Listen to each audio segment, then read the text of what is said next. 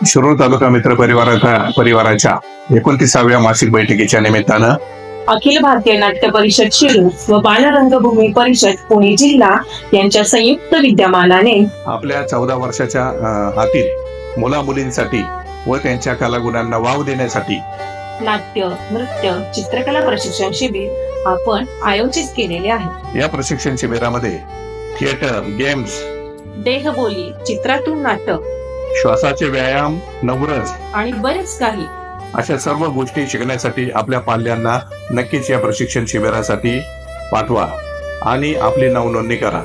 ही नावनोंदणी करणे आवश्यक आहे आणि ह्या नावनोंदणीसाठी 300 रुपये फी यासाठी आकारली जाणारी आहे।